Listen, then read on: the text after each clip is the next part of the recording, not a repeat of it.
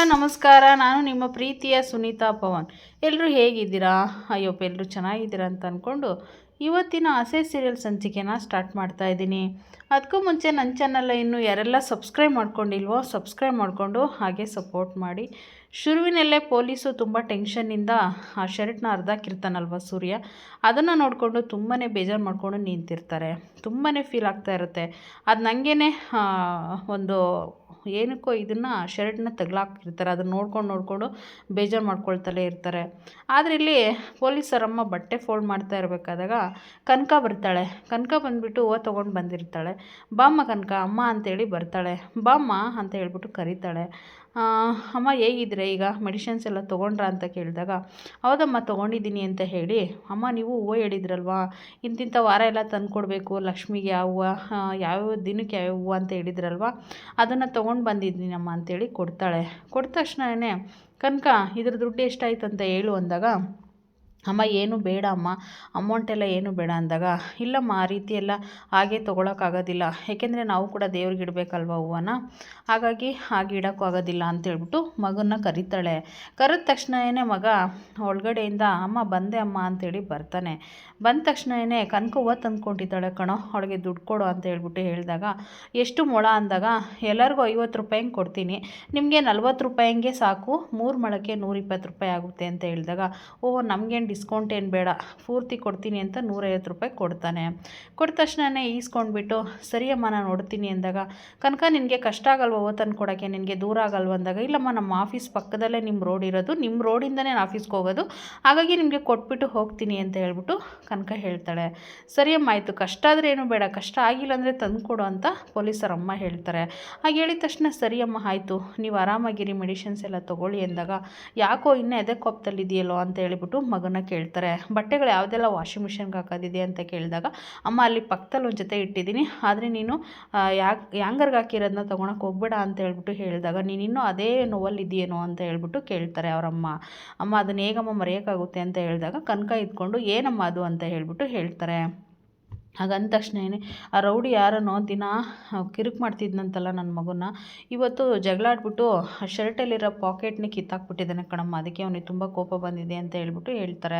ಅವನೆಂತ ದೊಡ್ಡ ರೌಡಿ ಇರ್ಬೋದು, ನೀವು ಪೊಲೀಸ್ ಅಧಿಕಾರಿ ಅಲ್ವಾ, ನೀವು ಹೇಗಾದರೂ ಮಾಡಿ ಇದನ್ನೆಲ್ಲ ಸಾಲ್ವ್ ಮಾಡ್ಕೋಬೇಕು ಅಂತ ಕನಕ ಹೇಳ್ತಾಳೆ. ಇನ್ನೇನು ಇವತ್ತು ಡ್ಯೂಟಿಗೆ ಹೋಗ್ತಾ ಇದ್ದೀನಲ್ಲ, ಅವ್ನು ಇನ್ಮೇಲೆ ಏನಂತ ನೋಡ್ಕೋತೀನಿ ಅಂತ ಪೊಲೀಸ್ ಹೇಳ್ತಾನೆ. ಆದರೆ ಇಲ್ಲೊಂದು ಕಡೆ ಇನ್ನು ಇವರೆಲ್ಲನ ಡ್ಯಾನ್ಸ್ ಕ್ಲಾಸ್ನ ಮಾಡ್ತಾ ಇರ್ತಾರೆ, ಅಂದರೆ ಶಾಂತಿ ಹೇಳ್ಕೊಡ್ತಾ ಇರ್ತಾಳೆ. ಇಲ್ಲಿ 3 ಜನ ಕೆಲಸ, ಅವರು ಡ್ಯಾನ್ಸ್ ಮಾಡೋರು ಕೂಡ ಹುಡುಗಿಯರು ಒಂದು 4 ಜನ ಬಂದಿರ್ತಾರೆ. ಅದ್ರ ಜೊತೆಗೆ ಈ ಅಮ್ಮನೂ ಕೂಡ ಬರ್ತಾ ಇರ್ತಾಳಲ್ವ, ಅವರು ಕೂಡ ವಿಶಾಲಾಕ್ಷಿ, ಅವರು ಕೂಡ ಡ್ಯಾನ್ಸ್ನ ಮಾಡ್ತಾ ಇರ್ತಾರೆ. ಡ್ಯಾನ್ಸ್ ಮಾಡಬೇಕಾದಾಗ ಇನ್ನೇನು ಹೇಗೆ ಮಾಡೋದು ಏನು ಅಂತೆಲ್ಲ ಮಾತಾಡಬೇಕಾದಾಗ, ಡ್ಯಾನ್ಸ್ ಎಲ್ಲ ತುಂಬ ಚೆನ್ನಾಗಿ ಮಾಡಿರ್ತಾರೆ ಹುಡುಗಿಯರೆಲ್ಲ. ನೀವು ಡ್ಯಾನ್ಸ್ ಎಲ್ಲ ಮುಗಿಸಿದ್ದೀರಲ್ವ, ಒಂದು ಸ್ವಲ್ಪ ರೆಸ್ಟ್ ಮಾಡಿ ಹೋಗಿ ಮಕ್ಕಳ, ಬಿಸ್ಕೆಟ್ ಏನಾದ್ರು ತಿಂದು ರೆಸ್ಟ್ ಮಾಡಿ, ನಾವು ಕೂಡ ಸ್ವಲ್ಪ ಏನಾದರೂ ಕಾಫಿ ಟೀ ಕುಡಿತೀವಿ ಅಂತ ಹೇಳ್ಬಿಟ್ಟು ಹೇಳಿದಾಗ ಶಾಂತಿ, ನಾನು ಕಾಫಿ ಕುಡಿಯೋಲ್ಲ, ನಾನು ಡಯಟ್ ಮಾಡ್ತಾಯಿದ್ದೀನಿ, ನನಗೆ ಮೀನಾ ಇವತ್ತು ಡಯಟ್ ಫುಡ್ ಇಲ್ಲಿಗೆ ತಂದು ಕೊಡ್ತಾ ಇದ್ದಾಳೆ, ನಾನು ಅದನ್ನೇ ಸೇವಿಸ್ತೀನಿ ಅಂತ ಶಾಂತಿ ಹೇಳ್ತಾಳೆ. ಹಾಗೆ ಹೇಳಿದ ತಕ್ಷಣ ಇವ್ರು ಇದ್ಕೊಂಡು, ವಿಶಾಲಾಕ್ಷಿ ಇದ್ಕೊಂಡು, ನೀವೇನು ಅಷ್ಟು ದಪ್ಪ ಇಲ್ವಲ್ಲ, ಏನಕ್ಕೆ ಡಯಟ್ ಮಾಡಬೇಕು ಅಂತ ಕೇಳಿದಾಗ, ಇಲ್ಲಪ್ಪ ನಾನು ಇನ್ನೊಂಚೂರು ವೆಯ್ಟ್ ಲಾಸ್ ಆಗಲೇಬೇಕು ಅಂತ ಹೇಳ್ಬಿಟ್ಟು ಮಾತಾಡ್ತಾ ಇರ್ತಾರೆ. ಆದರೆ ಡ್ಯಾನ್ಸ್ ಮಾಡೋ 4 ಜನ ಅವರವರೇ ಗುಸು ಮಾತಾಡ್ಕೋತಾ ಇರ್ತಾರೆ ವೆಯ್ಟ್ ಲಾಸ್ ಆಗಬೇಕು ಅಂತ ಕೇಳಿಸ್ಕೊಂಡು. ವಿಶಾಲಾಕ್ಷಿ ಬೇಕಂತಲೇ ಏನೇನೋ ಮಾತಾಡಿಕೊಂಡು ಅವ್ರನ್ನ ಶಾಂತಿನ ತಲೆ ಕೆಡಿಸ್ತಾ ಇರ್ತಾರೆ.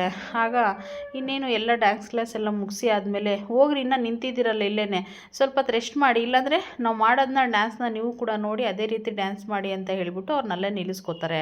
ಮತ್ತು ಇವರಿಬ್ಬರು ಶುರು ಹಚ್ಕೋತಾರೆ ಡ್ಯಾನ್ಸ್ ಮಾಡೋಕ್ಕೆ. ವಿಶಾಲಾಕ್ಷಿ ಶಾಂತಿ ಇಬ್ಬರೂ ತುಂಬ ಚೆನ್ನಾಗೆ ಒಂದು 2-3 ನಿಮಿಷ ಡ್ಯಾನ್ಸ್ ಮಾಡ್ತಾರೆ. ಅದನ್ನೆಲ್ಲ ಮಕ್ಕಳು ನೋಡ್ಬಿಟ್ಟು ಚಪ್ಪಾಳೆ ತೊಡ್ತಾರೆ. ಎಷ್ಟು ಚೆನ್ನಾಗಿ ಮಾಡಿದ್ರಿ ಮೇಡಮ್, ತುಂಬಾ ಚೆನ್ನಾಗಿತ್ತು ನಿಮ್ಮ ಡ್ಯಾನ್ಸು ಅಂತ ಹೇಳ್ಬಿಟ್ಟು ಹೇಳ್ತಾರೆ. ಹಾಗೆ ಹೇಳಿದ ತಕ್ಷಣ, ದಪ್ಪ ಇದ್ರೂ ಕೂಡ ನೀವು ತುಂಬ ಚೆನ್ನಾಗಿ ಡ್ಯಾನ್ಸ್ ಮಾಡಿದ್ರಿ ಅಂದಾಗ, ಆ ಪದ ಇದೆಯಲ್ಲ ದಪ್ಪ ಇದ್ದೀರ ಅನ್ನೋದು, ಅದು ತೆಗ್ದಾಕ್ಬಿಟ್ಟು ಬೇರೆದೇಳು, ಚೆನ್ನಾಗಿದೆಯಾ ಅಂತ ಹೇಳ್ಬಿಟ್ಟು ಬೇರೆದೇಳು ಅಂತ ಹೇಳ್ಬಿಟ್ಟು ಇಲ್ಲಿ ಶಾಂತಿ ಹೇಳ್ತಾಳೆ. ಹಾಗೆ ಹೇಳಿದ ತಕ್ಷಣ ಇನ್ನೇನೋ ಡ್ಯಾನ್ಸ್ ಎಲ್ಲ ನೋಡ್ಕೊಂಡಿದ್ದು ಆದಮೇಲೆ ಇನ್ನು ಅವರು ಕೂಡ ಅವ್ರ ಪಾಡಿಗೆ ಅವರು ಓಡ್ತಾರೆ ಮಾತುಕತೆ ಮಾತಾಡಿಕೊಂಡು. ಇಲ್ಲಿ ಹೊರಗಡೆ ಬಂದು ನಿಂತ್ಕೊಂಡು ಇವರಿಬ್ಬರು ಮಾತಾಡ್ತಾ ಇರ್ತಾರೆ. ಮದನೂ ಆ ಹುಡುಗಿ ಇನ್ನೊಬ್ರು ಫ್ರೆಂಡು ಮಾತಾಡ್ತಾ ಇರಬೇಕಾದಾಗ ಅಲ್ಲಿಗೆ ಮೀನಾ ಎಂಟ್ರಿ ಆಗ್ತಾಳೆ. ಅವರಿಬ್ಬರು ಮಾತಾಡೋದು ನೋಡಿ ಗಾಬರಿ ಆಗ್ತಾ ಇರುತ್ತೆ. ಏನು ಇವರಿಬ್ರು ಈ ರೀತಿ ಎಲ್ಲ ಸೋಷಿಯಲಾಗಿ ಮಾತಾಡ್ತಾ ಇರ್ತಾರಲ್ಲ ಅಂತ ಅವಳಿಗೆ ಅನುಮಾನ ಇರುತ್ತೆ, ಅವ್ರಿಬ್ಬರ ಮೇಲೆ ಒಂದು ಕಣ್ಣು ಇಟ್ಟಿರ್ತಾಳೆ ಯಾವಾಗ್ಲೂ. ಇನ್ನೇನು ಒಳಗಡೆ ಹೋಗ್ಬೇಕು, ಇವರಿಬ್ಬರು ಏನೋ ಮಾತಾಡ್ಕೊಂಡು ವಿಶಾಲಾಕ್ಷಿ ಶಾಂತಿ ಇಬ್ಬರು ಆ ಕಡೆಯಿಂದ ಬರ್ತಾರೆ. ಅದನ್ನು ಮೀನಾ ನೋಡ್ತಾಳೆ. ಮೀನಾ ನೋಡಿದ ತಕ್ಷಣ ತುಂಬಾ ಶಾಕ್ ಆಗುತ್ತೆ, ನಮ್ಮ ಅತ್ತೆ ಜೊತೆಗೆ ಇದು ಸೇರ್ಕೊಂಡೈತಲ್ಲ, ಇನ್ನು ಏನೇನೆಲ್ಲ ಮಾಡುತ್ತೋ ಅಂತ ಹೇಳ್ಬಿಟ್ಟು. ನೋಡಿದ ತಕ್ಷಣ ಕಣ್ಣು ಇಷ್ಟಪ್ಪ ಬಿಟ್ಕೊಂಡು ನೋಡ್ತಾಳೆ. ವಿಶಾಲಾಕ್ಷಿ ಇದ್ಕೊಂಡು ಅವ್ರನ್ನ ಕೈ ಮೇಲೆಲ್ಲ ಭುಜದ ಮೇಲೆ ಕೈ ಹಾಕ್ಕೊಂಡು ನನ್ನ ಫ್ರೆಂಡು ಹಾಗೆ ಹೀಗೆ ಅಂತೇಳಿ ಮಾತಾಡ್ತಾ ಇರ್ತಾರೆ. ಅತ್ತೆ ನಿಮ್ಗೆ ಇವ್ರು ಹೇಗಾಗತ್ತೆ ಗೊತ್ತತ್ತೆ ಅಂತ ಕೇಳ್ತಾಳೆ. ಕೇಳಿದ ತಕ್ಷಣ ಹೇಗೋ ಗೊತ್ತು, ಅದೆಲ್ಲ ನಿನ್ಗೆ ಯಾಕೆ ಅಂತ ಹೇಳ್ಬಿಟ್ಟು ಶಾಂತಿ ಕೇಳ್ತಾಳೆ. ಹಾಗಂದ ತಕ್ಷಣ ಅಲ್ಲತ್ತೆ ಇವ್ರು ನಿಮ್ಮ ಜೊತೆಗಿದ್ದಾರಲ್ವ ಅದಕ್ಕೆ ಕೇಳಿದೆ ಅಂತ ಹೇಳಿದಾಗ ಇಬ್ಬರು ಒಬ್ರಿಗೊಬ್ರು ಸಿಕ್ಕಾಬಟ್ಟೆ ವಾದಿ ಮಾಡ್ಕೊತಾರೆ. ಅಂದರೆ ಫೀಲ್ಡಲ್ಲಿ ಇರೋದೆಲ್ಲ ಇಬ್ಬರು ಕಾಂಪಿಟೇಷನಲ್ಲಿ ಬಿಸ್ನೆಸ್ ಮಾಡ್ತಾ ಇರ್ತಾರಲ್ಲ, ಹಾಗಾಗಿ ಮೀನಾ ಅಂದ್ರೆ ಇವರೇನಾ, ಅಂದರೆ ಹೂವು ಕೆಟ್ಟ ಕೆಲಸ ಅಂತಲೇ ಯಾಕೆ ಹೇಳ್ತೀರಾ, ಹೂವು ಕೆಟ್ಟ ಕೆಲಸ ಬಿಟ್ಟು ಬೇರೆ ಏನು ಮಾಡ್ತಾಳೆ ಇವಳು ಅಂತ ಕೇಳಿದಾಗ ನಿನಗೆ ಗೊತ್ತಿಲ್ವಾ ನಾನು ಏನು ಬೇರೆ ಕೆಲಸ ಮಾಡ್ತೀನಿ ಅಂತ ಹೇಳ್ಬಿಟ್ಟು ಫೀಲ್ಡ್ ವರ್ಕಲ್ಲಿ ಅಂತ ಹೇಳ್ಬಿಟ್ಟು ಮೀನಾ ಸುಮಾರಾಗೆ ಆವಾಜಾಗ್ತಾಳೆ ಅವ್ರ ಅತ್ತೆ ಮುಂದೆ. ನೋಡಿ ನಿಮ್ಮ ಸೊಸೆ ಹೇಗೆ ಮಾತಾಡ್ತಾಳೆ ಅಂತ ಕೇಳಿದಾಗ, ನೋಡಿ ಅತ್ತೆ ಆಗಿರ್ಬೋದು, ದೊಡ್ಡರೇ ಆಗಿರ್ಬೋದು, ಚಿಕ್ಕರೇ ಆಗಿರ್ಬೋದು, ನ್ಯಾಯ ಅಂತ ಬಂದಾಗ ನ್ಯಾಯ ರೀತಿ ಮಾತಾಡ್ತಿರೋಳು ನಾನು, ಆಯಿತಾ. ನೀನೇನೇನೋ ನಮ್ಮ ಅತ್ತೆಗೆಲ್ಲ ಮೈಂಡ್ ವಾಶ್ ಮಾಡಿ ಮತ್ತೆ ತಲೆ ಕೆಡಿಸಿ ನಮ್ಮ ಅತ್ತೆನೂ ಪ್ರಾಬ್ಲಮ್ಮಿಗೆ ಸಿಗಾಕ್ಸ್ಬೇಡಿ ಅಂತ ಹೇಳ್ಬಿಟ್ಟು ಮೀನಾ ಹೇಳ್ತಾಳೆ. ಮತ್ತಿಬ್ಬರು ವಾದಿ ಮಾಡ್ಕೊಂಡು ಒಬ್ರಿಗೊಬ್ರೆ ಅದು ಹೇಗೆ ನನ್ನ ಬೆಳೆಯೋದನ್ನ ತಡಿತೀರೋ, ನಾನು ಅದನ್ನು ಹೇಗೆ ನನ್ನ ಉದ್ಧಾರ ಆಗೋದನ್ನ ತಡಿತೀರೋ, ನಾನು ಹೇಗೆ ಚೇರ್ ಮೇಲೆ ಕಾಲು ಹಾಕೊಂಡು ತಡಿತೀರೋ ನಾನು ನೋಡ್ತೀನಿ ಅಂತ ಮೀನಾ ಚಾಲೆಂಜ್ ಮಾಡ್ತಾಳೆ. ಚಾಲೆಂಜ್ ಮಾಡಿದ ತಕ್ಷಣ ಶಾಂತಿ ಕನ್ಫ್ಯೂಷನಲ್ಲಿ ಅವರಿಬ್ಬರನ್ನ ನೋಡ್ತಾ ಇರ್ತಾಳೆ. ಏನಪ್ಪ ಇವಳು ಇಷ್ಟೊಂದೆಲ್ಲ ವಾದಿ ಮಾಡ್ತಾಳೆ ಅಂತ. ಅಲ್ಲ ಕಣೆ ಮೀನಾ, ಏನೇ ಇಷ್ಟೊಂದು ವಾದಿ ಮಾಡ್ತಾ ಇದೆಯಾ, ಸುಮ್ಮನೆ ಸೈಲೆಂಟಾಗಿ ಹೋಗಿ ಇರೋಕ್ಕಾಗಲ್ವಾ, ಏನು ಇಷ್ಟೊಂದೆಲ್ಲ ವಾದಿ ಮಾಡಬೇಕಾ ನೀನು ಅಂತ ಹೇಳಿದಾಗ, ಅತ್ತೆ ಒಂದು ಮಾತು ಹೇಳ್ತೀನಿ ಕೇಳಿ, ಇವರು ನಿಮ್ಮ ಕ್ಲಾಸ್ನು ಕೂಡ ನನ್ನದೇ ಕ್ಲಾಸು ಅಂತ ಕಿತ್ಕೊಳ್ತಾರೆ, ಹುಷಾರಾಗಿರಿ ಇವ್ರ ಹತ್ರ ಅಂದಾಗ, ಬಂದ್ಬಿಡು ಅವ್ರ ಅಪ್ಪಂದು ಕ್ಲಾಸು ನಂದಿದ್ದು ಅದೇ ಕಿತ್ಕೊಳ್ಳೋಕ್ಕಾಗುತ್ತೆ ಅಂತ ಶಾಂತಿ ಹೇಳ್ತಾಳೆ.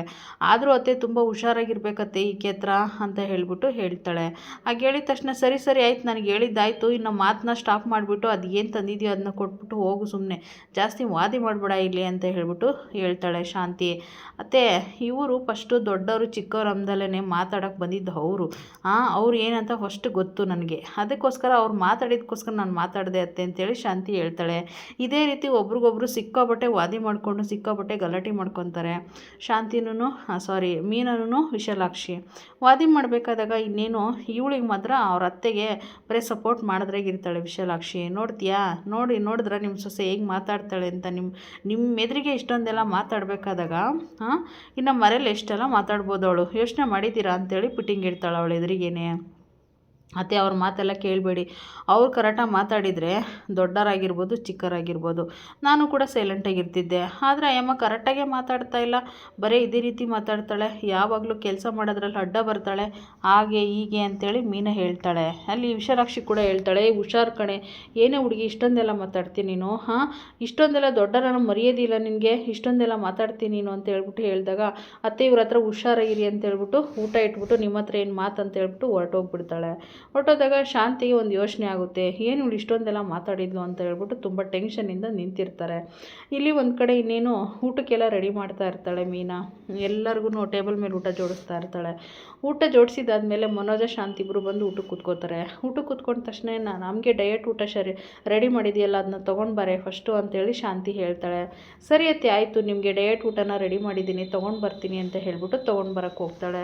ಅಲ್ಲಿ ಮನೋಜ ಕೂಡ ನಾನು ಕೂಡ ಅಮ್ಮ ಡಯಟ್ ಮಾಡ್ತಾ ಇದ್ದೀನಿ ಅಮ್ಮ ಅಂತ ಹೇಳ್ಬಿಟ್ಟು ಹೇಳ್ತಾಳೆ. ರೋಹಿಣಿ ನೀನು ಕೂಡ ಡಯಟ್ ಮಾಡು ಅಂದಾಗ, ಮನೋಜ್ ನಾನು ಮಾಡಲ್ಲಪ್ಪ ಡಯಟು ಅಂತ ಹೇಳ್ಬಿಟ್ಟು ಹೇಳ್ತಾರೆ. ಹಾಗಂದ ತಕ್ಷಣ ಮನೋಜ್ ಎಲ್ಲ ಕಡೆ ಇಲ್ಲೇನೋ ಇಟ್ಟಿದ್ನಲ್ಲ ಅಂತ ಹುಡ್ಕಾಡ್ತಾ ಇರ್ತಾನೆ. ಅದೇನು ಅಂತಂದರೆ ಟೇಪ್ ಆಗಿರುತ್ತೆ, ಅಳತೆ ಮಾಡೋ ಟೇಪ್ನ ತೊಗೊಂಡು ರೋಹಿಣಿ ಬಾಯಿಲಿ ಅಂತ ಕರೆದು ಈ ಹೊಟ್ಟೆನ ಫಸ್ಟ್ ಅಳತೆ ಮಾಡು ಅಂತೇಳಿ ಕೇಳ್ತಾನೆ. ಅಳತೆ ಮಾಡ್ತಾಳವಳು. ನಿನ್ನೆ 38 kg ಇತ್ತು, ಇವತ್ತು 37 kg ಆಗಿದೆ ನೋಡು, ನಿನ್ನೆ ಒಂದಿನ ಡಯಟ್ ಮಾಡೋಷ್ಟೊತ್ತಿಗೆ ನನಗೆ 1 kg ನಾನು ಸಣ್ಣ ಆಗಿದ್ದೀನಿ ಅಂದಾಗ ಎಲ್ಲರೂ ನಗಾಡ್ತಾರೆ. ಶಾಂತಿ ಮಾತ್ರ ಕೈ ಮೇಲೆ ಬೆಳ್ಳಿಕೊಂಡು ಬಾಯಿ ಮೇಲೆ ಬೆಳ್ಳಿಕೊಂಡು 1 kg ಸಣ್ಣ ಆಗಿದೆಯಾ ಮನೋಜ ಅಂತ ಹೇಳ್ಬಿಟ್ಟು ಖುಷಿ ಪಡ್ತಾ ಇರ್ತಾಳೆ. ಆದರೆ ಎಲ್ಲರೂ ನಗೋದು ನೋಡಿ ಯಾಕರೂ ಹಂಗೆ ನಗ್ತಾ ಇದ್ದೀರ ಅಂದಾಗ, ಯಾರಾದರೂ ಒಂದೇ ದಿನಕ್ಕೆ 1 ಇಂಚ್ ಕಮ್ಮಿ ಆಗೋಕ್ಕಾಗುತ್ತಾ, ಏನೋ ಮಾತಾಡ್ತಿದ್ದೀಯ ಮನೋಜ, ಮಾತಾಡೋದ್ರಲ್ಲಿ ಸ್ವಲ್ಪ ಅರ್ಥ ಇಲ್ಲೋ, ಏನಾದರೂ ಕರೆಕ್ಟಾಗಿ ಒಂದು ಮಾತಾಡೋದು ಕಲಿ ಅಂತ ಹೇಳ್ಬಿಟ್ಟು ಸೂರ್ಯ ನಗ್ತಾ ಇರ್ತಾನೆ. ಅವ್ರ ರಂಗನಾಥ್ ಅವ್ರು ಕೂಡ ಹಾಗೆ ಹೇಳ್ತಾರೆ, ಹೌದು ಮನೋಜ, ಯಾರಾದರೂ ಒಂದೇ ದಿನದಲ್ಲಿ 1 ಇಂಚ್ ಕಮ್ಮಿ ಆಗ್ತಾರ, ಕರೆಕ್ಟಾಗೆ ಮಾತಾಡೋದನ್ನ ಕಲ್ತ್ಕೋ ಅಂತ ಹೇಳ್ಬಿಟ್ಟು ಹೇಳ್ತಾ ಇರ್ತಾರೆ. ಅಯ್ಯೋ ನಾನು ಏನೋ ಒಂದು ಮಾತಾಡಿದ್ರೆ ಇಷ್ಟೊಂದೆಲ್ಲ ಮಾತಾಡ್ತೀರ ಅಂದಾಗ ಸೂರ್ಯ ಇದ್ಕೊಂಡು, ಹೌದಪ್ಪ ನೀನು ಕನ್ನಡ ಸ್ವಚ್ಛವಾಗಿ ಮಾತಾಡೋ, ನಾವು ಕನ್ನಡಿಗರಾಗಿ ಕನ್ನಡ ಕರೆಕ್ಟಾಗಿ ಮಾತಾಡೋದು ಕಲಿಬೇಕು ಅಂತ ಹೇಳ್ಬಿಟ್ಟು ಮನೋಜನ್ಗೆ ಅವಾಜ್ ಆಗ್ತಾ ಇರ್ತಾರೆ. ಆದರೆ ಡಯಟ್ ಮಾಡೋದು ಬೇಡ ಅಂತ ಹೇಳ್ಬಿಟ್ಟು ಡಯಟ್ ಮಾಡಲೇಬೇಕು ಅಂತ ಇಬ್ಬರು ತಾಯಿ ಮಗ ಕೂತಿರ್ಬೇಕಾದಾಗ ಡಯಟ್ ಫುಡ್ನ ತರಬೇಕಲ್ವ. ಇದೇ ರೀತಿ ಎಲ್ಲ ಕಾಮಿಡಿ ಮಾಡಿಕೊಂಡು ಇಲ್ಲಿ ಮೀನಾ ಅವರಿಬ್ಬರಿಗೆ ಬೇರೆ ಸಪ್ರೇಟಾಗಿ ಡಯಟ್ ಫುಡ್ನ ರೆಡಿ ಮಾಡಿರ್ತಾಳೆ. ಅದನ್ನು ಕೂಡ ತೊಗೊಂಡು ಬಂದು ಅವ್ರ ಅತ್ತೆಗೆ ಬಡಿಸ್ತಾಳೆ. ಅವ್ರ ಅತ್ತೆಗೆ ಬಡಿಸಿದ ತಕ್ಷಣವೇ ಇವ್ನು ಮನೋಜ್ ಇದ್ಕೊಂಡು ನನಗೂ ಬಡಿಸು ಹುಡುಗಿ ಅಂದಾಗ ನೀನಿಗೆ ಬಡಿಸಲ್ಲ, ನನಗೆ ಗೊತ್ತು ತಾನೇ ನೀನು ಬಡಿಸಲ್ಲ ಅನ್ನೋದು ನನಗೆ ಅಂತ ಹೇಳ್ಬಿಟ್ಟು ಮೀನೇ ಹೇಳ್ತಾ ಇರ್ತಾಳೆ. ಆವಾಗ ಮೀನಾ ಇದ್ಕೊಂಡು ನೀನು ಹೆಂಡ್ತಿಗೆ ಹೇಳಿ ತಂದು ಬಡಿಸ್ಲಿ ಅಂತ ಹೇಳ್ಬಿಟ್ಟು ಹೇಳಿದಾಗ ಅಲ್ಲಿ ರೋಹಿಣಿ ಇದ್ಕೊಂಡು ಏನಕ್ಕಮ್ಮ ಹಂಗಂತೀಯ, ನಾನು ತಗೊಬಂದು ಬಡಿಸ್ತೀನಿ ಬಿಡು ನನ್ನ ಗಂಡನಿಗೆ ಅಂತ ಹೇಳ್ಬಿಟ್ಟು ಡಯಟ್ ಫುಡ್ನ ತೊಗೊಂಡು ಬಂದು ಬಡಿಸ್ತಾಳೆ. ಅಷ್ಟರಲ್ಲಿ ಸೂರ್ಯ ಬಾ ಊಟ ಮಾಡಿ ನೀವು ಅಂತ ಕರೆದಾಗ ಮೀನಾ ಇಲ್ಲ ರವಿಶ್ರುತಿ ಬರಬೇಕು ಅಂದಾಗ ರವಿಶ್ರುತಿ ಕೂಡ ಎಂಟ್ರಿ ಆಗ್ತಾರೆ. ಅವರೊಂದು ಬಾಕ್ಸಲ್ಲಿ ಏನೋ ಹಿಡ್ಕೊಬರ್ತಾರೆ. ಮನೆಯವರೆಲ್ಲ ಏನು ಅಂತ ಕೇಳಿದಾಗ ಯೂರಕ್ಕಿನಿಂದ ಅಂದರೆ ಫಾರಿನಲ್ಲಿ ಯೂರಕ್ ಅಂತ ಬರುತ್ತಲ್ವ, ಅಲ್ಲಿಂದ ಒಂದು ಪಿಜ್ಜಾ ತರಿಸಿದ್ದೀವಿ, ಅದೇ ಥರ ಪಿಜ್ಜಾ ಇಲ್ಲೂ ಸಿಕ್ತು, ಅದಕ್ಕೆ ಎಲ್ಲರಿಗೂ ಪಿಜ್ಜಾ ಕೊಡಿಸೋಣ ಅಂತ ಹೇಳ್ಬಿಟ್ಟು ಒಂದು ಬಾಕ್ಸಲ್ಲಿ ತಂದಿದ್ದೀವಿ ಅಂದಾಗ ಇಲ್ಲಿ ತಾಯಿ ಮಗ ಇಬ್ಬರು ಶಾಂತಿ ಮನೋಜ್ ಇಬ್ಬರು ನಮ್ಮಿಬ್ಬರು ಪಿಜ್ಜಾ ಇಲ್ದಂಗೆ ಆಗುತ್ತೆ ಅಂತ ಕನ್ಫ್ಯೂಷನಲ್ಲಿ ಇರ್ತಾರೆ. ಎಲ್ಲರಿಗೂ ಕೊಡಬೇಕಾದಾಗ ನೀವು ತಗೊಳ್ಳಿ ಅಂದಾಗ ಇಲ್ಲಿ ಶಾಂತಿ ತೊಗೊಳೋದಿಲ್ಲ, ಮನೋಜು ಕೂಡ ತಗೊಳ್ಳೋದಿಲ್ಲ. ಹಾಂ ಬಂದುಬಿಡಿ, ನಾವು ಡಯಟ್ ಮಾಡ್ತಾಯಿದ್ದೀವಿ, ಡಯಟ್ ಮಾಡಬೇಕಾದಾಗ ಈ ಫುಡ್ನ ಕೊಟ್ಬಿಟ್ಟು ನಮ್ಮನ್ನು ಹಾಳು ಮಾಡ್ಬೇಕಂತಿದ್ದೀರಾ ಅಂತ ಹೇಳ್ತಾರೆ. ಆದರೂ ಮುಖ ನೋಡ್ಕೊಂಡು ಫೀಲ್ ಮಾಡ್ಕೋತಾ ಇರ್ತಾರೆ ನಮ್ಗೆ ಈ ಥರ ಫುಡ್ ಇಲ್ಲ ಅಂತ ಹೇಳ್ಬಿಟ್ಟು. ಮನೋಜ್ ಇದ್ಕೊಂಡಮ್ಮ ಇದೆಲ್ಲ ಸ್ವಲ್ಪ ಸಣ್ಣ ಆಗೋವರೆಗೂ ಆಮೇಲೆ ತಿನ್ನೋದು ಇದ್ದೇ ಇರುತ್ತೆ, ಈಗ ಸದ್ಯಕ್ಕೆ ಸಣ್ಣ ಆಗಬೇಕು, ನಾವು ಡಯಟ್ನ ಫಾಲೋ ಮಾಡಲೇಬೇಕು ಅಂತ ಮನೋಜ್ ಹೇಳ್ತಾ ಇರ್ತಾನೆ. ಹಾಗೆ ಹೇಳಿದ ತಕ್ಷಣ ಶಾಂತಿ ಇದ್ಕೊಂಡು ಹೌದು ಕಣೋ ಮನೋಜ, ನಾವು ಇದೇ ರೀತಿ ಇವಾಗ ಡಯಟ್ ಮಾಡಿಲ್ಲ ಅಂತಂದರೆ ನಾವು ಸಣ್ಣ ಆಗೋದಿಲ್ಲ ಅಂತ ಹೇಳ್ಬಿಟ್ಟು ಶಾಂತಿ ಅದನ್ನ ಊಟ ಮಾಡೋಕ್ಕೆ ಸ್ಟಾರ್ಟ್ ಮಾಡ್ತಾಳೆ. ಅದರಲ್ಲಿ ಉಪ್ಪು ಖಾರ ಹುಳಿ ಏನೂ ಇರೋದಿಲ್ಲ. ಇದೇನಪ್ಪ ಇಷ್ಟು ಸಪ್ಪೆ ಇದೆ ಅಂತ ಹೇಳ್ಬಿಟ್ಟು ಶಾಂತಿ ಫೀಲ್ ಮಾಡ್ಕೋತಾ ಇರ್ತಾಳೆ. ಆವಾಗ ರಂಗನಾಥ್ ಇದ್ಕೊಂಡು ಅಲ್ಲ ಕಣೆ, ಡಯಟ್ ಫುಡ್ ಅಂದರೆ ಎಲ್ಲ ಇರುತ್ತೆ ಅಂತ ಅಂದ್ಕೊಂಡಿದ್ಯಾ, ಉಪ್ಪು ಖಾರ ಸಣ್ಣ ಏನು ಇರಲ್ಲ ಕಣೆ, ಡಯಟ್ ಫುಡ್ ಅಂದರೆ ಇದೇನೆ. ಒಂದು ಹೇಳ್ತೀನಿ ಕೇಳು, ಹುಟ್ಟಿದಾಗಿನ ಮಕ್ಕಳು ಹೇಗಿರಬೇಕು, ಆಮೇಲೆ 10 ವರ್ಷದ ಮಕ್ಳು ಹೇಗಿರಬೇಕು, 15 ವರ್ಷದ ಮಕ್ಳು ಹೇಗಿರಬೇಕು, 25 ವರ್ಷದ ಮಕ್ಳು ಹೆಂಗಿರಬೇಕು, 20 ವರ್ಷದ ಮಕ್ಳು ಹೆಂಗಿರಬೇಕು ಅಂತ ಒಂದು ರೀತಿ ನಿಯಮ ಇದೆ ಕಣೆ. 30 ವರ್ಷ ಆದಮೇಲೆ ನಾವು ಹೊಟ್ಟೆ ತುಂಬ ಊಟ ಮಾಡೋದನ್ನ ಕಮ್ಮಿ ಮಾಡಬೇಕು, ಅದೇ ಡಯಟು ಅಂದರೆ.